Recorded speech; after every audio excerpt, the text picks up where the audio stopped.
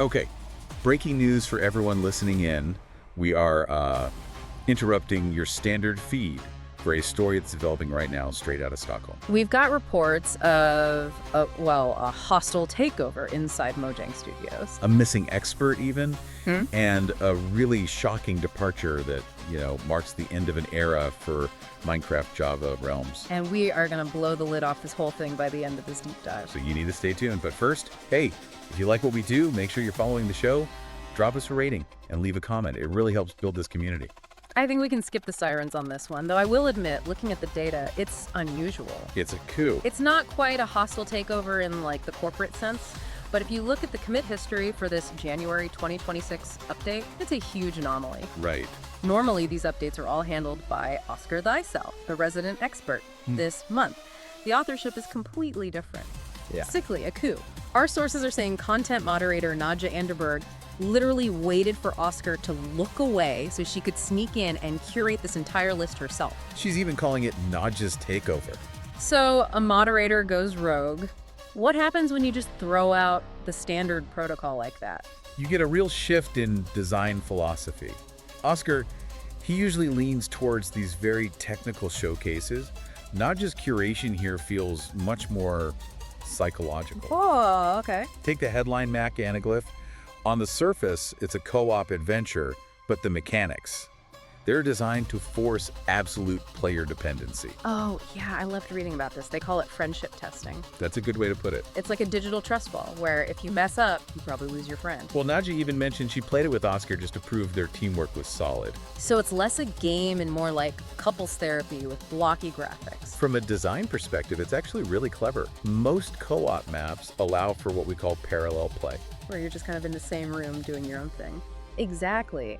But Anaglyph uses server-side checks to make sure progression only happens when both players do specific things at the exact same time. So it's either perfect synchronization or total failure. A binary outcome, high stakes. I love it. But if stressing out your friends isn't your vibe, she also included Xaleem's Battle of the Bands. This one shifts from intense cooperation to just pure, unadulterated chaos. It's a combat map, but you're not using a diamond sword. You are fighting evil with a trumpet. And this is where the technical side really shines.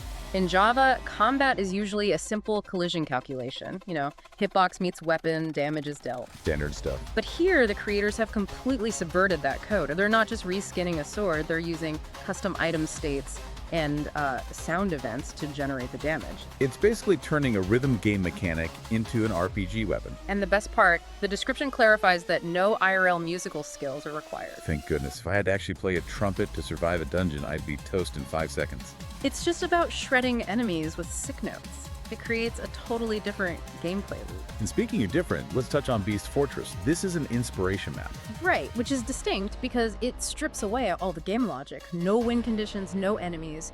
Just a massive, intricate build designed for exploration. It's like a virtual museum. You just walk around and look at cool stuff without a creeper blowing up behind you. Exactly. Now, Nadja really packed this update. We've also got a mini game called Sky Brawl and 2 more inspiration maps, Starlight Nexus and Ice Outpost. And we shouldn't overlook the patch notes. It's easy to focus on the new stuff, but the update to Beaconators is substantial. They've refactored the whole respawn system and added new weapons. It shows the ecosystem isn't static. Even older maps are still getting love.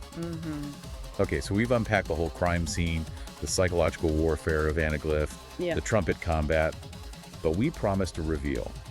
Why did Nadja stage this coup? This is where the story shifts from, rogue moderator to something much more sentimental. It's not a prank. No, it's a legacy project.